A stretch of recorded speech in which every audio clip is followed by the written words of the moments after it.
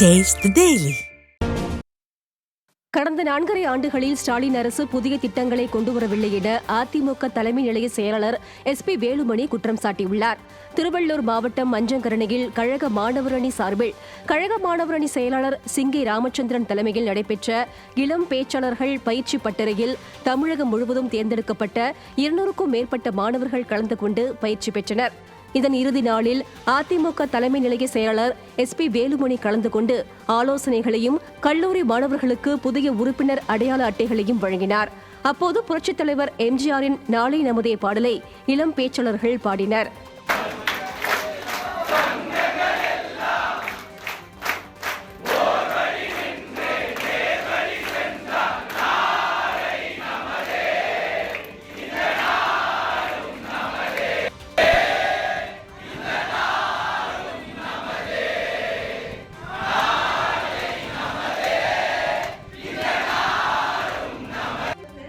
வாய்ப்புக்கு தேவையான பயிற்சியும் முழுமையாக கொடுத்து அந்த அங்கீகாரத்தையும் கொடுக்கக்கூடிய ஒரு உன்னதமான கட்சியாக நான் நினைக்கிறேன். நம்மளுடைய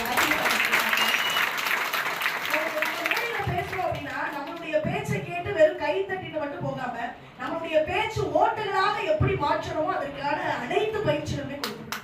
பின்னர் செய்தியாளர்களிடம் பேசிய முன்னாள் அமைச்சர் SP வேலுமணி வரும் 2026 சட்டமன்ற தேர்தலில் வென்று கழக பொதுச் செயலாளர் முதலமைச்சராக வருவது உறுதி என்றார். இந்த ஆலோசனைக் கூட்டத்தில் முன்னாள் அமைச்சர்கள் பெஞ்சமின், மாதவரம் மூர்த்தி, அப்துல் ரஹீம், முன்னாள் சட்டமன்ற உறுப்பினர்கள் சிறுனியம் பலராமன், KS ரவிக்குமார், பொன் ராஜா, நமது அம்மா நாளிதழ் ஆசிரியர் கல்யாணசுந்தரம், மாவட்ட மாணவரணி செயலாளர் ராகேஷ் உள்ளிட்டோர் கலந்து கொண்டனர். முன்னதாக ஆலோசனைக் கூட்டத்திற்கு வருகை தந்த அதிமுக தலைமை நிலைய செயலாளர் SP வேலுமணிக்கு பூரண கும்ப மரியாதை அளிக்கப்பட்டது.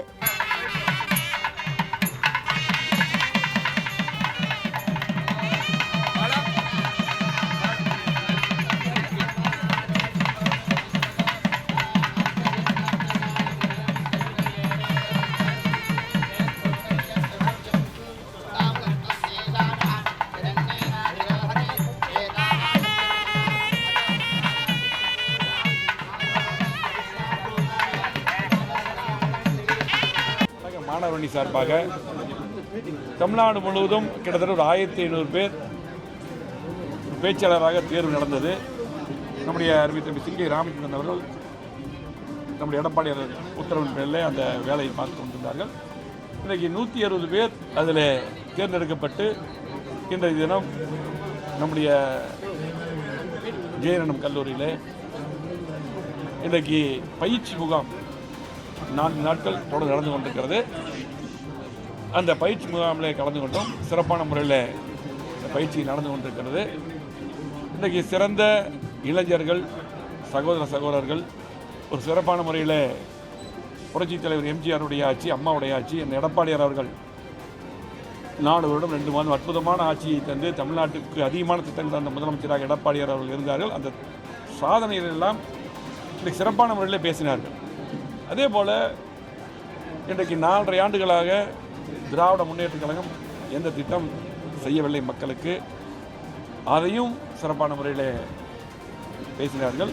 ஆகவே கண்டிப்பாக இந்த பயிற்சி முகாம் சிறப்பான முறையில் மக்களுக்கு, பொதுமக்களுக்கு, அதே போல் ஊடகத்துறைக்கு எல்லாத்துக்கும் சிறப்பான முறையில் இந்த தம்பிகள் தங்கைகள் ஒரு சிறந்த பேச்சாளராக உருவாகி கண்டிப்பாக இன்றைக்கு திட்டங்களை, அதிமுகவுடைய சாதனைகளை எடுத்துரைப்பார்கள். சிறப்பான முறையில் அந்த பயிற்சி முகாம்